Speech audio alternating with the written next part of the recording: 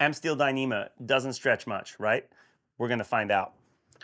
This is a steering cable that we are going to be reproducing, made out of Dyneema, and it has these bolts on the end.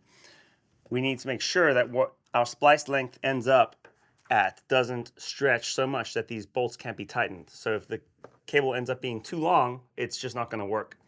So something I have found in the past is that when we load up the Amsteel Dyneema, it does have a fair bit of what we call constructional creep or elongation at first. And so we're going to use our load wall to pre-stretch this line. And I've got a simple bowline tied in either end of it. We're going to load that up on the load wall, mark the line at a real low number, and then mark it again when it's really loaded up and see how much it elongates by and let you guys know.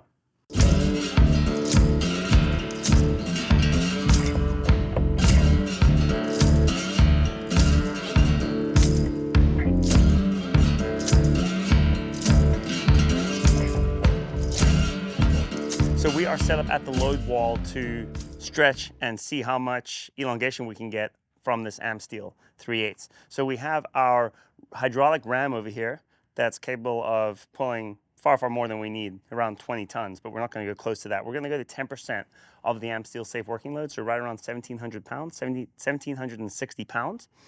We have our load cell right here that we're going to be able to read.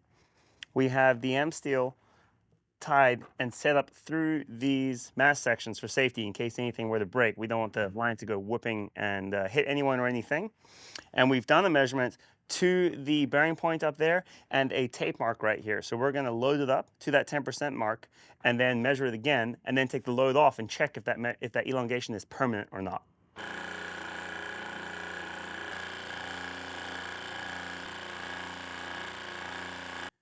So we were at 23 feet 3.5. We are now at 23 feet 7, and we're only at 400 or 500 pounds. So we're going to keep going here and see where we get.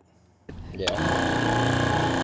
So I'm going to keep my distance here, see where we're at 10%. From 23.3, we're at 24.1.5. So some of that is going to be elongation of the knot of the bowline that we tied in the other end, but there's no way there's a foot of elongation from that knot. So we're going to back this off and then see where it's at, back down at like 150 pounds. So we have 24 feet. So roughly 9 inches of elongation. So next thing we're going to do, we're going to back off completely. I'm going to lay it out on the bench. Now that it's pre-stretched, I'm going to do one splice, bring it back out here and load it up and see how much that splice settles, and then I can do the other splice and get it spliced to an exact length.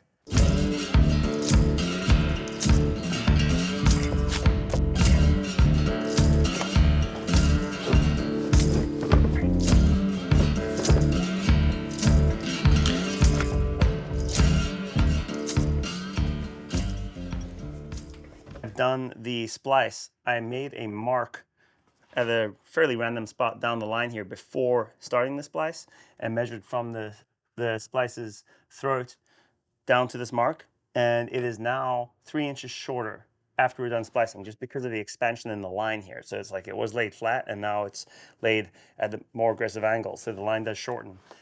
It will elongate some though again when we load this up, so we're going to have to re-measure this. So we can measure it now and say unloaded is we have 44 inches, and then we'll load this up on the load wall again and check that dimension and see how much it'll go back to its original length after we load it up. So now we have our splice end over here, and we've measured from the bearing point of the splice to a fixed point in the line over there, exactly 19 feet. We're going to load it up again, and then we're also going to check our distance from the splice to this tape mark, which was 44 inches, or is 44 inches now. And once we load it up, we'll see what that difference is. Overall, we have a 2-inch length loss from a splice in the 3/8 Amsteel. Okay, so this is the original setup we had when I originally did the splice. We had the eye over here, and I had this tape mark at the 26-foot mark here. It's now 2 inches shorter than that after being preloaded. So we spliced it, it shortened up a whole bunch, and then we preloaded it, so it gained another inch back. So it is still 2 inches shorter overall than my original space I allowed for. That means I need to splice, when I mark my splice for the other end of this to get the critical length, I need to make it 2 inches longer at my marks. And then by the time we're all said and done, it'll shorten up and then elongate again to be right at that original goal number. Okay guys, this is our final load up. So we are not doing any measurements now. We're gonna trust the process. We're gonna load it back up to that 10%, get it all settled in, all the stretch out, and then we're gonna take it back inside, check on the bench if I got this right. We'll see. So we're gonna lay it out and see just how close to the 17-foot mark we're gonna be. I think I can live with that. Nice. All right. Success. Yeah, so basically the formulas work. And lesson learned that there's a lot of pre-stretch though. We pulled out a good 9 inches from the beginning. And then after we started the splicing process, after the initial pre-stress, there wasn't really a whole lot going on besides the shortening that happened from the splices themselves. It turns out you need to apply a fairly significant amount of pre-stretch whenever you're taking any piece of Amsteel Dyneema that you intend to use in the static load function, if you want to avoid having to re-splice it. We do plan on doing some more testing with some other sizes and lengths to see if this stretch percentage is consistent. And I gotta say, as someone who is a layman seller, I didn't know that Dyneema had that kind of stretch. It's pretty interesting to me to see that we found that whole like 9 inches of stretch on this line. So that's really some things to consider there. I hope you guys learned something from this short, quick video. You also saw Steven doing some splicing. If you guys would like to see a splicing series, please comment below. And if you have any other questions, please leave a comment. Check the links that we have for parts that the yacht rigger likes to use around the yard whenever they're helping us keep our dreams afloat while we're out there on the water. And thank you guys once again for watching, and we will see you on the next episode of the On Deck channel.